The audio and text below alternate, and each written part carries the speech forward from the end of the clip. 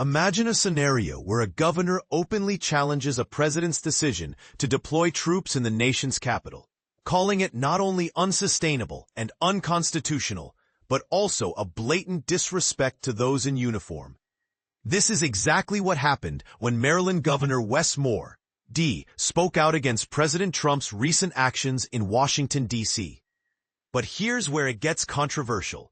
While Trump claims his move is necessary to combat rising crime, statistics paint a different picture, showing violent crime in the city has actually declined.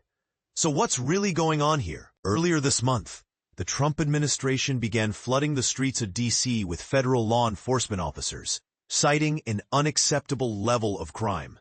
Yet, data from the Department of Justice, https:/thehill.com/home news/statewatch/5461239, Dodge Investigation DC Crime Data Trump Takeover, reveals a downward trend in violent crime, a fact that raises eyebrows about the true motivations behind this federal intervention.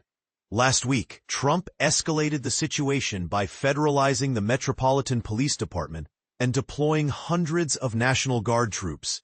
https:/thehill.com/policydefense 5458527 National Guard DC troop increase across the city, further intensifying his crackdown. In a candid interview with CBS News' Face the Nation, Governor Moore outlined his opposition to the deployment, emphasizing its unsustainability, lack of scalability, and unconstitutional nature. But this is the part most people miss. Moore, a combat veteran himself, highlighted the profound disrespect shown to National Guard members by assigning them a role they are not trained for. To ask these men and women to do a job they're not prepared for is deeply disrespectful, he stated, drawing on his own military experience. Moore didn't stop there. He argued that the deployment serves as a distraction from what he sees as the real issue: the president's economic policies, which he claims are making life harder and more expensive for everyday Americans. There are a multitude of reasons I am against this, Moore declared, firmly stating he would not authorize the Maryland National Guard for such a mission. The tension escalated further when Trump hinted at expanding his takeover efforts to other Democratic-led cities, including Baltimore.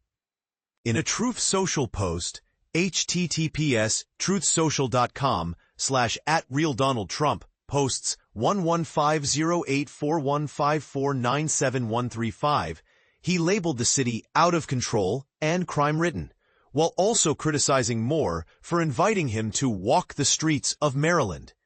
Trump's response? "I would much prefer that he clean up this crime disaster before I go there for a walk," he wrote, adding fuel to an already fiery debate. Trump also took aim at Moore's handling of crime in Maryland, accusing him of having a very bad record and offering to send troops to the state if needed, a move reminiscent of California Governor Gavin Newsom's request for federal assistance in Los Angeles. Yet, Moore countered by highlighting Baltimore's recent decline in crime, while acknowledging there is still work to be done. If one person does not feel safe in their neighborhood, that's one too many, he said, emphasizing the need for effective, not theatrical solutions. Here's where it gets even more intriguing. Moore admitted that Maryland does need federal help to combat crime, but not in the way Trump is offering.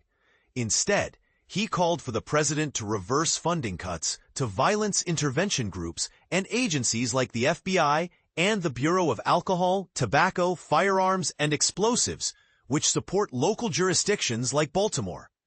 Those are real, tangible things the president could do to make our communities safer, Moore asserted. But here's the million-dollar question. Is Trump's deployment of troops in D.C. a genuine effort to combat crime, or a politically motivated move to distract from other issues? And what does this mean for cities like Baltimore, which could be next in line for federal intervention? Let us know your thoughts in the comments. This is a conversation that demands diverse perspectives.